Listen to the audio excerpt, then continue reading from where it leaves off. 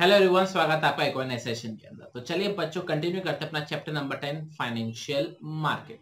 देखो बच्चों, अभी तक हम ये सारे टॉपिक्स पढ़ चुके हैं। Introduction, concept of financial market, functions of financial market. हमने 4 फंक्शन देखे, अगर आपको याद आ रहे हो तो।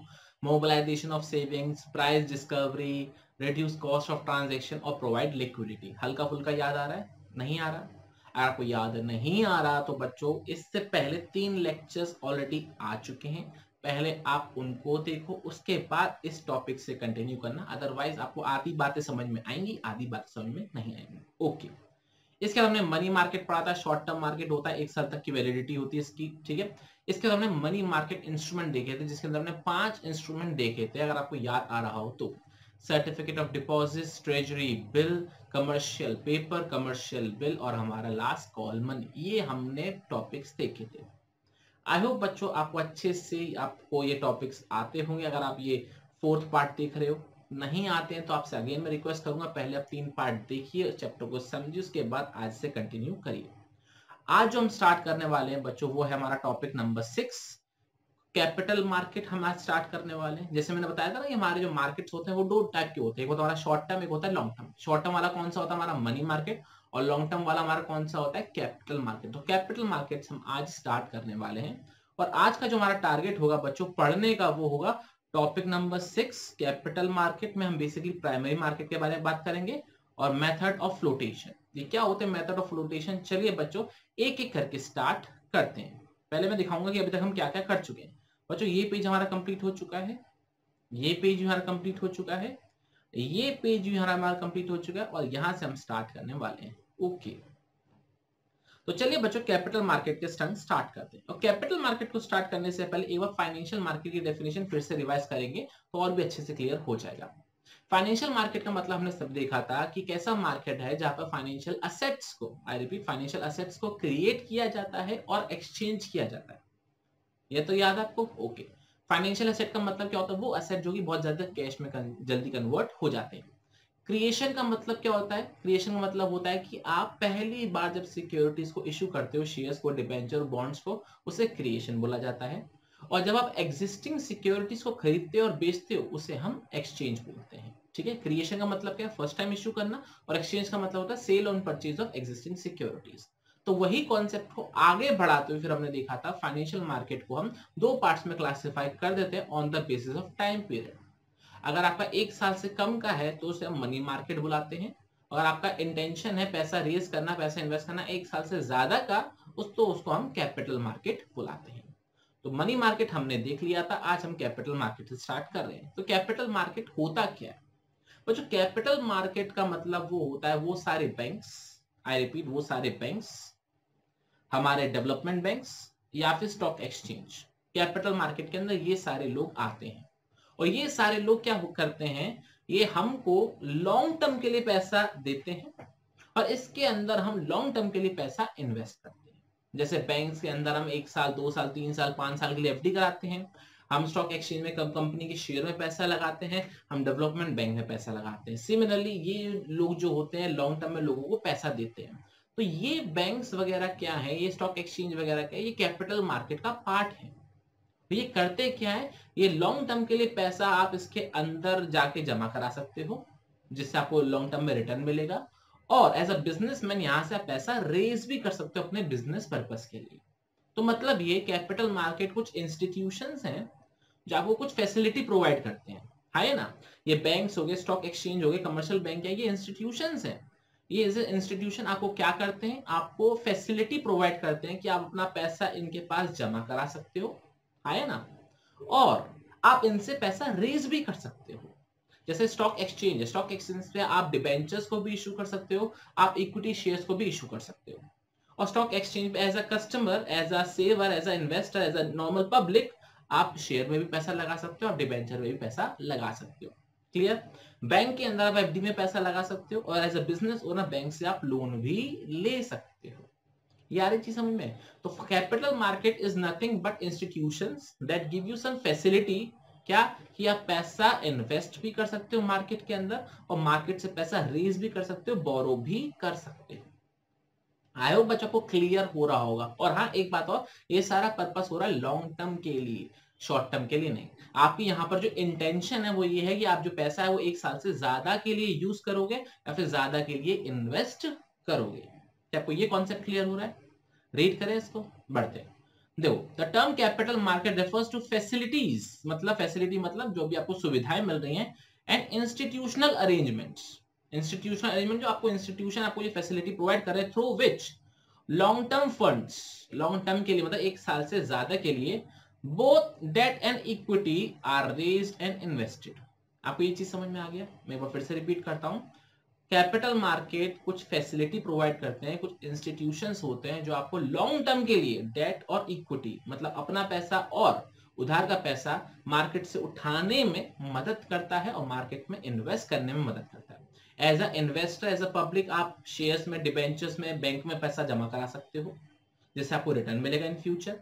और एज अ बिजनेस पर्सन आप बैंक से लोन ले सकते हो, आप शेयर इशू, डिबेंचर इशू करके मार्केट से पैसा ले सकते हो। क्या आपको ये कॉन्सेप्ट क्लियर हो गया? ओके, आगे पढ़ते हैं। क्या लिखा हुआ है? बेसिक सी बातें लिखी हुई हैं। The process of economic development is facilitated by the existing of a well functioning capital market. ध्यान रखना, यही बात इन्होंने बोली है कि हमारी इकोनॉमिक डेवलपमेंट तभी हो सकती है कंट्री की जब हमारा कैपिटल मार्केट बहुत बढ़िया तरीके से चल रहा हो। अगर बैंक्स लोन डिस्ट्रीब्यूट नहीं करेंगे, अगर शेयर डिबेंचर नहीं खरीदे बेचे जाएंगे तो बिजनेसमैन काम नहीं कर पाएंगे, बिजनेसमैन काम नहीं कर पाएंगे तो हमारी इकोनॉमी डेवलपमेंट होगा ही नहीं। तो अगर कैपिटल मार्केट अच्छे से ग्रो कर रहा है, अच्छे से चल रहा है, तो हमारी इकोनॉमी डेवलपमेंट चांसेस ज्यादा हैं, ज्यादा अच्छे हो जाएंगे। और वही बात इन्होंने लिखी हुई है, development of financial system is seen as necessary condition for economic growth. तुम्हारी कंट्री की इकोनॉमिक ग्रोथ के लिए सबसे ज्यादा इंपॉर्टेंट है। क्लियर? ओके। अब कैपिटल मार्केट को भी फर्दर 2 पार्ट्स में क्लासिफाई किया गया। जैसे फाइनेंशियल मार्केट को 2 पार्ट्स में क्लासिफाई किया था, money market, capital market. Capital market को भी 2 पार्ट्स में क्लासिफाई किया, प्राइमरी मार्केट और सेकेंडरी मार्केट। ठीक है, प्राइमरी मार्केट और secondary market. Okay, primary market के ब्रैकेट में लिख दो creation of financial asset, bracket में लिखो क्रिएशन ऑफ फाइनेंशियल एसेट। और सेकेंडरी मार्केट के ब्रैकेट में लिखो exchange of financial asset. Exchange definition थी ना, financial market is a market where creation and exchange of financial asset take place. तो creation primary market के अंदर होता है और एक्सचेंज सेकेंडरी मार्केट के अंदर होता है। ठीक है, ओके। अब प्राइमरी मार्केट के बारे में पढ़ना स्टार्ट करते हैं कि प्राइमरी मार्केट एक्चुअल में है क्या। स्टार्ट करें? ओके। तो बच्चों, प्राइमरी मार्केट जिसके ब्रैकेट में मैंने आपको लिखवाया था क्रिएशन, और क्रिएशन का मतलब क्या होता है? फर्स्ट टाइम सिक्योरिटीज को इशू करना। तो वही बात इन्होंने यहां पर लिखी हुई है। The primary market is also known as new issue market. It deal with securities being issued for the very first time. मतलब ये कि जब आप पहली बार कोई शेयर्स इशू करते हो या पहली बार कोई नए शेयर्स इशू करते हो, तब आप प्राइमरी मार्केट के अंदर शेयर्स इशू करते हो। आप सेकेंडरी मार्केट के अंदर डायरेक्टली शेयर्स न्यू इशू नहीं कर सकते। तो आई रिपीट, जब पहली बार आप शेयर्स इशू करते हो, पहली बार आप डिबेंचर इशू करते हो न्यू एकदम, चाहे फर्स्ट टाइम कर रहे हो चाहे आपकी कोई पुरानी कंपनी है तो फ्रेश इशू कर रहे हो, तब आप प्राइमरी मार्केट के अंदर आप ये सिक्योरिटीज है वो इशू करते हो। क्या आपको ये पॉइंट क्लियर हो गया? ओके। आगे क्या दे रखा है? The essential function of primary market to facilitate, facilitate का मतलब होता है हेल्प करना। क्या हेल्प करता है? The transfer of investable funds from savers to entrepreneurs. वही बात जो हमने फाइनेंशियल मार्केट के अंदर पढ़ी थी, mobilisation of savings and channelising them into most productive uses. कि हम सेवर से, हाउस होल्ड से पैसा लेते हैं और कहां दे देते हैं? बिजनेसमैन, एंटरप्रेन्योर्स को दे देते हैं जिससे वो बिजनेस में पैसा लगा सके। तो प्राइमरी मार्केट भी यही काम करता है, ये पैसा लोगों से लेकर बिजनेसमैनों को दे देता है। Seeking to establish new enterprise और to expand the existing one. वही, अगर कंपनी पहली बार चालू कर रहे हो तो आप बिजनेस, आप पब्लिक से पैसा ले सकते हो बिजनेस स्टार्ट करने के लिए, या ऑलरेडी आपका पुराना बिजनेस है तो आप एक्सपेंड करने के लिए ले सकते हो through issue of security for the first time. बस वही बात बोलिए कि पहली बार आप सिक्योरिटीज इशू करके मार्केट से पैसा उठा सकते हो, चाहे आपको बिजनेस स्टार्ट करना हो या बिजनेस को बड़ा करना हो। क्लियर? इन शॉर्ट 2 बातें पढ़ी हमने। ये न्यू इशू मार्केट कहलाता है और न्यू सिक्योरिटी इशू करके आप मार्केट से पैसा उठा सकते हो, आप सेवर से पैसा एंटरप्रेन्योर्स के पास पहुंचा सकते हो जिससे आप बिजनेस को स्टार्ट कर सकते हो या फिर एक्सपेंड कर सकते हो। आपको ये पॉइंट क्लियर हो गया? ओके। आगे क्या दे रखा है? The investor in these markets are banks, financial institutions, insurance companies, mutual funds and individuals. मतलब ये कि प्राइमरी मार्केट के अंदर हम लोग भी, इंडिविजुअल्स भी पैसा लगा सकते हैं। जैसे मनी मार्केट के अंदर हमने देखा था कि इंडिविजुअल्स नहीं थे, वहां पे आरबीआई था, स्टेट गवर्नमेंट थी, कंपनीज थी, म्यूचुअल फंड थी, इंडिविजुअल नहीं थे। लेकिन प्राइमरी मार्केट के अंदर वो सब भी हैं, लेकिन हम भी इंक्लूड है, मतलब कैपिटल मार्केट के अंदर हम भी पैसा लगा सकते हैं, प्राइमरी मार्केट के अंदर भी हम पैसा लगा सकते हैं। A company can raise capital through primary market in the form of equity shares, preference shares, debentures, loans and deposits। Basic सी चीज है कि हम यहाँ पर मार्केट से पैसा उठा सकते हो, equity shares, preference share, debentures. ये तो मैंने सिंपल इंग्लिश की हिंदी कर दी है, ये भी चीज आपको बेसिक सी क्लियर हो गई होगी, कुछ रॉकेट साइंस नहीं थी। Funds raise may be setting up for new projects, expansion, diversification, modernization, mergers and takeovers. ये इन्होंने बेसिक सी बात बोली कि पैसे को हम कहां कहां यूज कर सकते हैं, बिजनेस को स्टार्ट करने में, एक्सपेंड करने में, डाइवर्सिफाई करने में। अच्छा एक बात हो, एक्सपेंड और डाइवर्सिफाई में अंतर क्या होता है? एक्सपेंड मतलब होता है एग्जिस्टिंग बिजनेस को बड़ा करना, और डाइवर्सिफाई का मतलब होता है एक बिजनेस के अलावा दूसरा बिजनेस और चालू कर देना, ठीक है, जो अलग कैटेगरी का है, उसको बोलते हैं डाइवर्सिफिकेशन। मॉडर्नाइजेशन मतलब आप न्यू मशीन लेकर आ रहे हो, नया तरीके से रेनोवेट कर रहे हो। मर्जर्स का मतलब होता है किसी कंपनी के संग मिल रहे हो। टेक ओवर का मतलब होता है किसी कंपनी को खरीद रहे हो। मर्जर मतलब मिल जाना, और टेक ओवर मतलब खरीद लेना। तो इन सब पर्पस के लिए भी आप पैसे को यूज कर सकते हो प्राइमरी मार्केट से लेके। क्या ये चीज क्लियर हो गया? बहुत बेसिक सता है, इसमें कोई भी रॉकेट साइंस नहीं है। क्लियर? ओके। अब बात करते हैं कि प्राइमरी मार्केट के अंदर पैसा कैसे रेस किया जा सकता है। What are the methods? तो हम पढ़ने वाले मेथड्स ऑफ फ्लोटेशन।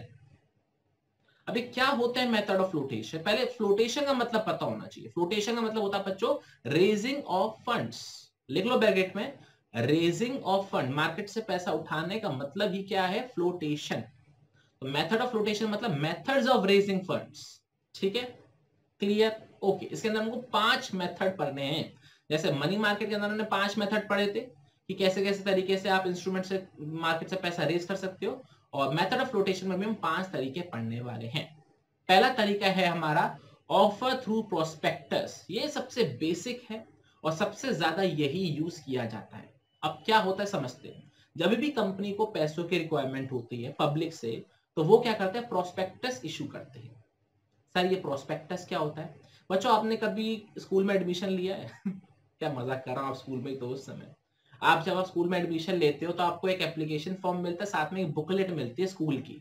उस बुकलेट में लिखा होता है हमारा स्कूल कितने टाइम से है, हमारे टॉपर्स कितने रहे हैं, और हमारे स्कूल की कितनी ब्रांचेस हैं, हमारे स्कूल में कौन कौन सी स्ट्रीम्स हैं, कौन कौन से टीचर्स हैं। एक पतली सी बुकलेट होती है 10-12 पेजों की। उस डॉक्यूमेंट को बुलाया जाता है प्रोस्पेक्टस। वैसी कंपनीज अपना प्रोस्पेक्टस एक बुकलेट सी या फिर अखबार में छाप के देती है, जिसके अंदर वो ये बताते हैं कि हम कौन हैं, हम क्या काम करते हैं, हमारा क्या विजन है, हम ये पैसा जो आपसे रेज कर रहे हैं वो हम क्यों कर रहे हैं, इसका हम क्या क्या यूज करने वाले हैं, हमारी पिछली परफॉर्मेंस कैसी रही थी, हम आगे कैसा परफॉर्म करने वाले। मतलब ये वो आपको मनाने के लिए पूरा लव लेटर लिख देते हैं प्रोस्पेक्टस के अंदर। लव लेटर एक तरीके से कि आप हमारे प्यार में पड़ जाओ और हमको पैसा दे दो। समझ में आ रहा है? तो ये डायरेक्टली अपील करी जाती पब्लिक से कि आप आइए हमारी कंपनी में पैसा लगाइए। आप चाहे शेयर्स के थ्रू पैसा लगाओ, चाहे डिबेंचर्स के थ्रू पैसा लगाओ, बस लगा दो, अपना हाथ हमारे सर के ऊपर रख दो। ये होता है हमारा ऑफर थ्रू प्रोस्पेक्टस। अच्छा एक चीज और, अब मान के चलो कि लेट सपोज कि मैंने मार्केट में शेयर इशू करना चाहता हूं, तो एक हमारी है ना रिक्वायरमेंट है, लीगल रिक्वायरमेंट है कि अगर 90% लोगों ने 90% हमारे शेयर्स नहीं बिके तो सारा पैसा लौटाना पड़ेगा। आई रिपीट, अगर हमारे 90% शेयर्स नहीं बिके, आपने अकाउंट्स में पढ़ रखा है शेयर चैप्टर में कि 90% एक लिमिट होती है मिनिमम सब्सक्रिप्शन की, तो अगर हमारे शेयर्स नहीं बिके तो सारा पैसा लौटाना पड़ेगा। तो ऐसे केस में क्या होता है, हम कुछ ब्रोकर्स की मदद लेते हैं जिनको हम अंडर राइटर्स बुलाते हैं। याद आ रहा है अंडर राइटर्स? मतलब ये अंडर राइटर वो लोग होते हैं जो गारंटी लेते हैं कि हम आपका 90% करवा देंगे, और अगर 90% हम नहीं करवा पाए तो जो बचेगा वो हमको खरीदना पड़ेगा, जिससे आपके 90% तो हम करवा के ही मानेंगे। तो आप अंडर राइटर्स की भी मदद यहाँ पर ले लेते हो, जिससे आपका काम कंप्लीट हो जाता है। तो ऑफर थ्रू प्रोस्पेक्टस सबसे सिंपलेस्ट एंड सबसे बेसिक थिंग, जिसमें आप पब्लिक से डायरेक्टली अपील कर रहे हो, अपनी कंपनी के बारे में बता रहे हो, प्रोस्पेक्टस उनको दे रहे हो, अखबार में छपवा रहे हो, जिससे वो आपकी कंपनी को जानकर आपकी कंपनी में पैसा लगाते हैं, जिसको आप अंडर राइट भी करवा सकते हो। क्लियर? रीड करें। Okay. This involve inviting subscription from public through the issue of prospectus. Subscription मतलब शेयर सब्सक्राइब करना, ठीक है, शेयर चैप्टर क्लियर है, okay. A prospectus make a direct appeal to investor to raise capital through an advertisement in newspaper और magazine।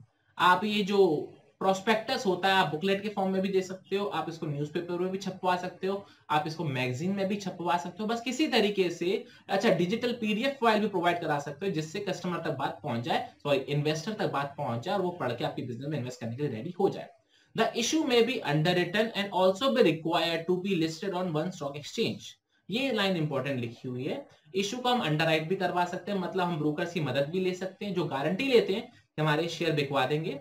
Plus ये कि जब आप मार्केट में शेयर इशू करते हो तो उसके बाद हमको उसको स्टॉक एक्सचेंज पर लिस्ट करवाना पड़ता है। लिस्ट का मतलब क्या होता है कि 2 दिन बाद 3 दिन बाद शेयर मार्केट में इस शेयर को खरीदा बेचा जा सकेगा, तो इसको कहते हैं लिस्टिंग। टेक्निकल वर्ड है लिस्टिंग, मतलब ये कि आप इस शेयर्स को खरीद बेच सकते हो ओपन मार्केट के अंदर, ठीक है, ओके।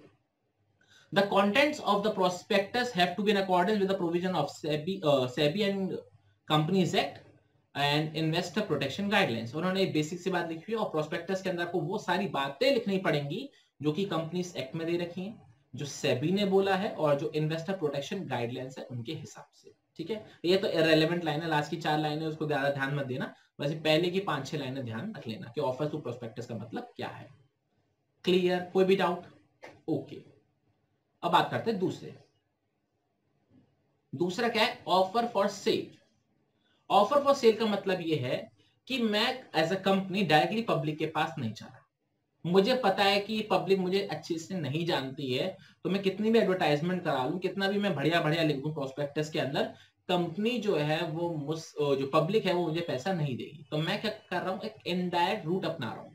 मैं डायरेक्टली आपके पास ना जाके मैं ब्रोकर के पास जा रहा हूं और ब्रोकर से बोल रहा हूं कि ब्रोकर तू तो मुझे अभी पैसे दे दे और तू आगे बेचता रही हो।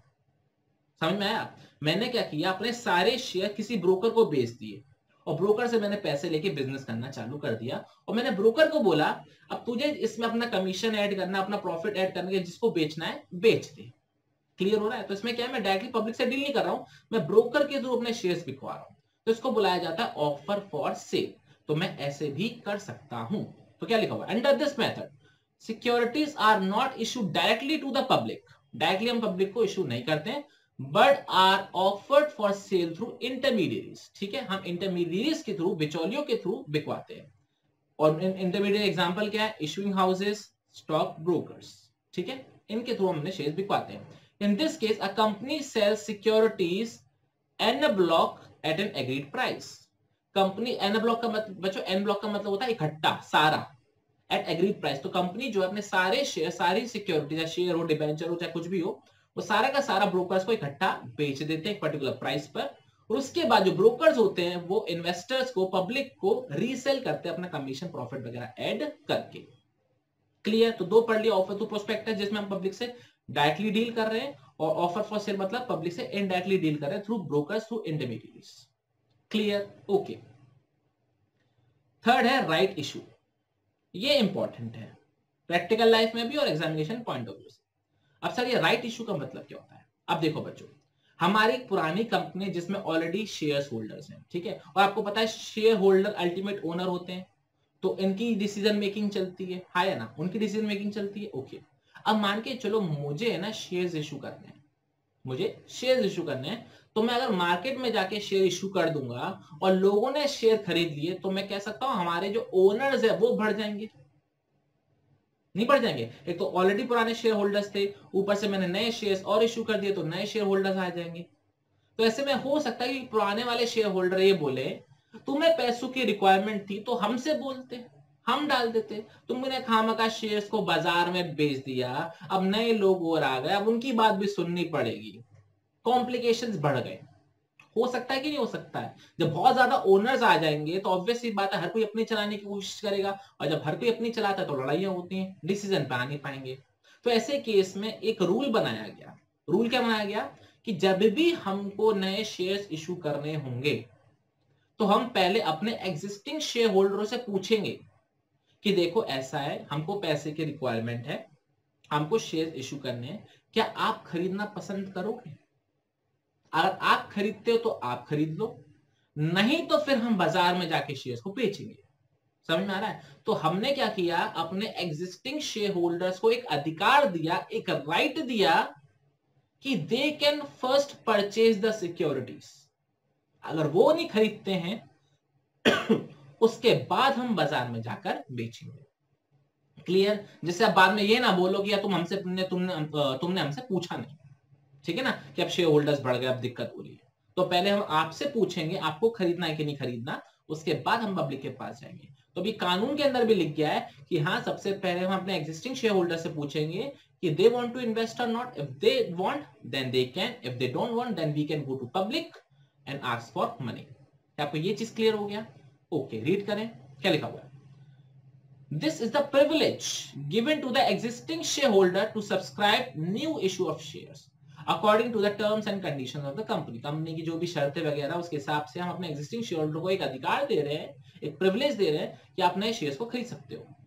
The shareholders are offered the right to buy new shares। Right देते हैं, अधिकार देते हैं कि जितने शेयर होल्डर आपके पास अभी हैं उस प्रोपोर्शन में आप नए शेयर्स और खरीद सकते हो।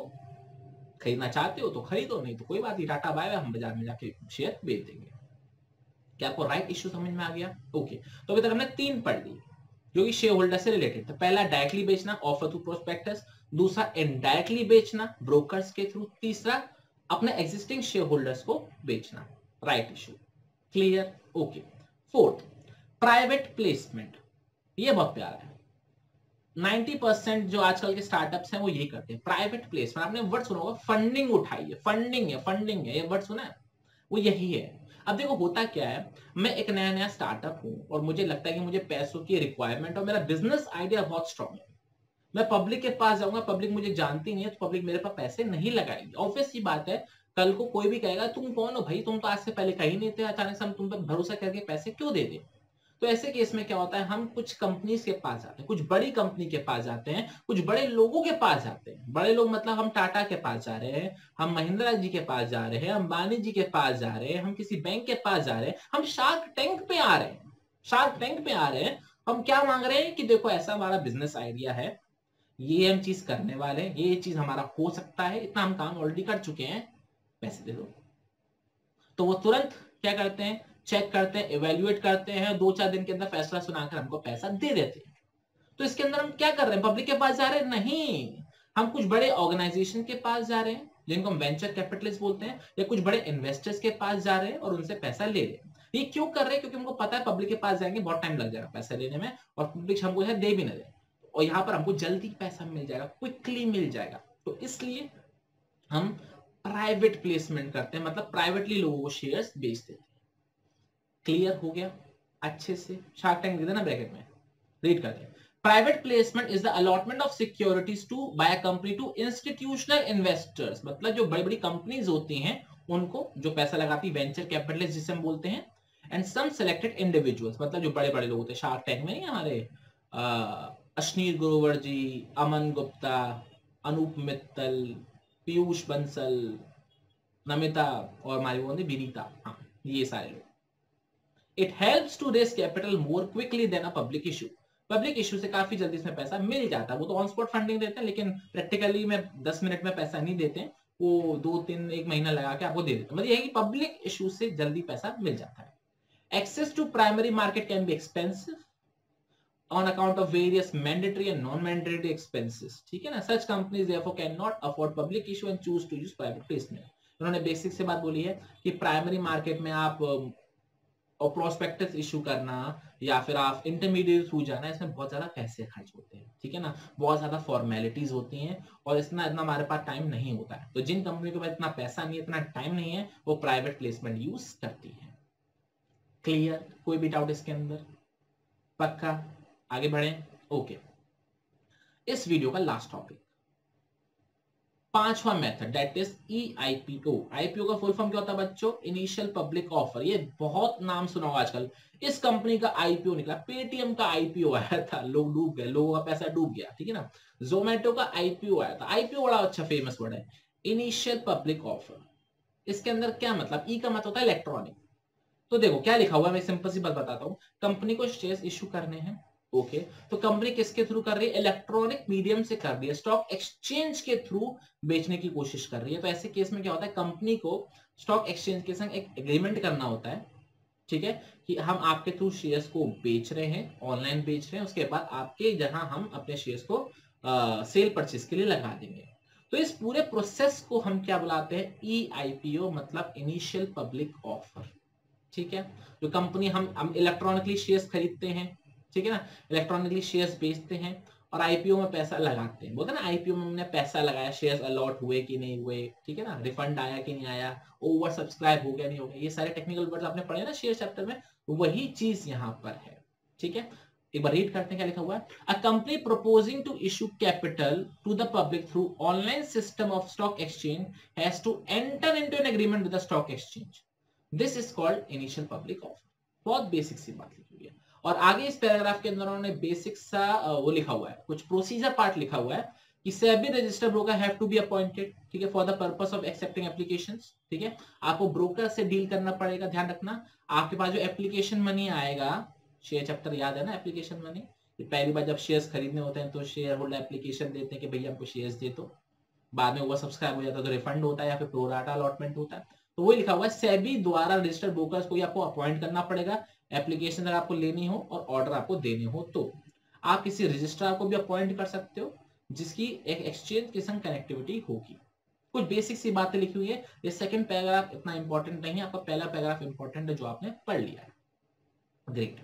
तो बच्चों ये था हमारा प्राइमरी मार्केट, आपको अच्छे से समझ में आ गया होगा। प्राइमरी मार्केट का मतलब होता है creation of financial asset, new issue market जिसे हम बुलाते हैं।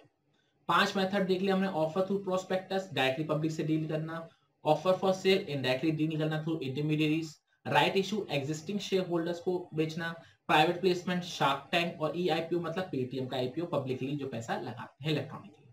Clear, okay. तो इसी के साथ बच्चों अगर हम देखा जाए तो हमने टॉपिक नंबर 6 और टॉपिक नंबर 7 दोनों ही कंप्लीट अच्छे से कर लिया, ठीक है। ये 7 टॉपिक्स हमारे कंप्लीट हो चुके हैं।